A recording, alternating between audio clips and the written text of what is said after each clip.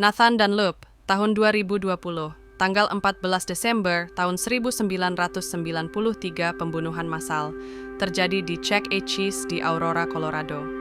Nathan Dunlop, seorang mantan karyawan restoran berusia 19 tahun, melakukan kejahatan tersebut. Dunlop menunggu hingga larut malam saat restoran sudah tutup korbannya, termasuk 5 mantan kerjanya, yang semuanya bekerja pada shift malam. Dalam waktu sekitar 5 menit, Dunlop membunuh 4 korbannya dan melukai 1 orang. Dia kemudian meninggalkan restoran dengan membawa sejumlah token, gantungan kunci, kartu kredit, dan uang sebesar $1.500. Kebrutalannya membuat para juri yakin bahwa ia pantas mendapatkan hukuman mati sudah 21 tahun berlalu, sejak orang tua Cromwell menunggu selama itu, agar keadilan yang mereka harapkan ditegakkan. Namun di tahun 2020, hukuman yang seharusnya diterima Dunlop diringankan menjadi hukuman seumur hidup tanpa pembebasan bersyarat ditambah 108 tahun.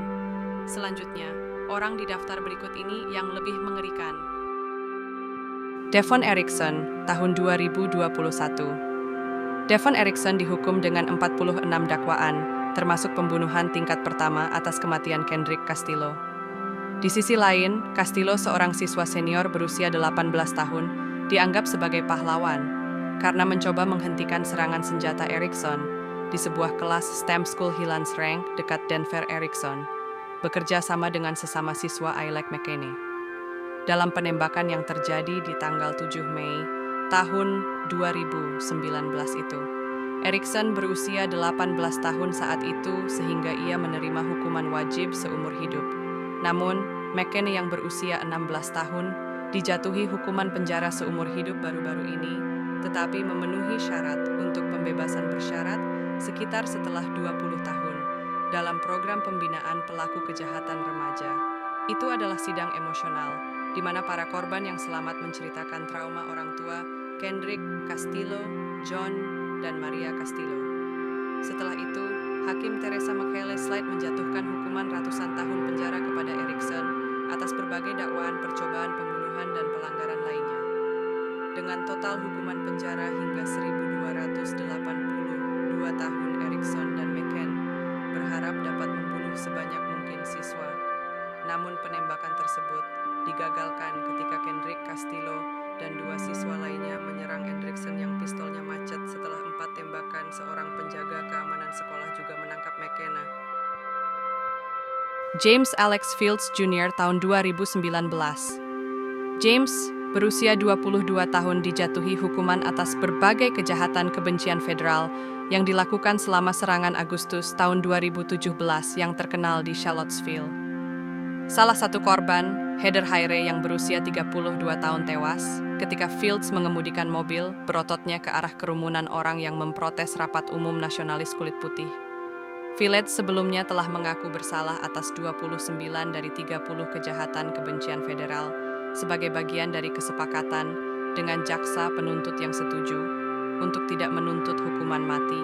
Pengacaranya juga meminta hukuman yang lebih ringan dari hukuman penjara seumur hidup dengan mengutip pedofilnya, namun permohonan ini gagal. Rekaman video grafis yang tersebar luas di media sosial menunjukkan Fields mengemudika mobilnya ke arah para pengunjuk rasa, menewaskan Heyer dan melukai yang lainnya.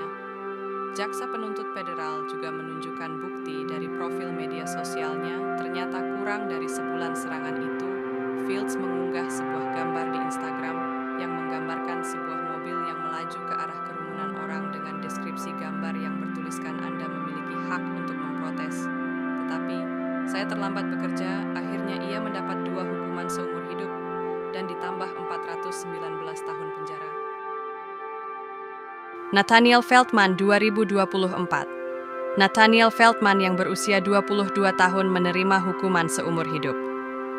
Hukuman tersebut 4 kasus pembunuhan dan 1 kasus percobaan pembunuhan setelah ia divonis bersalah oleh juri baru-baru ini.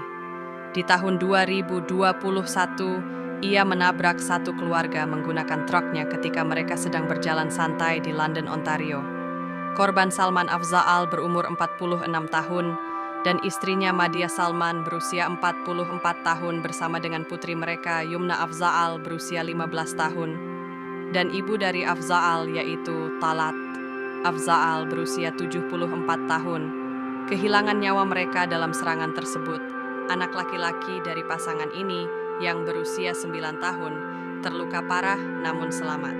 Sehingga dakwaan cobaan pembunuhan ditambahkan selama persidangan. Bukti-bukti menunjukkan bahwa Feldman secara random menargetkan keluarga tersebut karena etnis mereka berbeda. Dan setelah itu, dia mengaku kepada polisi telah melakukan tindakan rasis yang terkait dengan supremasi kulit putih. Oleh karena itu, dakwaan terorisme tambahan pun diajukan. Namun, apapun hasilnya, Feldman tidak akan memenuhi syarat untuk pembebasan bersyarat setelah 25 tahun yang menandai pertama kalinya juri Kanada mempertimbangkan dakwaan yang terkait dengan terorisme supremasi kulit PTIH.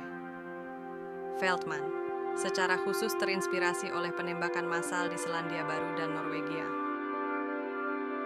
Anderson Lee Aldrich tahun 2023. Anderson Lee adalah pelaku penembakan di Club Q, sebuah klub malam LGBTQ+ di Colorado Springs yang menewaskan 5 orang di bulan November tahun 2022. Sejak saat itu, ia mengaku bersalah atas tuduhan negara, dijatuhi hukuman seumur hidup 5 kali lipat sebelum dipindahkan ke Lembaga Permasyarakatan Negara bagian Wyoming. Tahun 2023, di Pengadilan Negara bagian Aldrich mengaku bersalah atas 5 dakwaan pembunuhan, 46 dakwaan percobaan pembunuhan, dan 2 dakwaan kejahatan bermotif kebencian.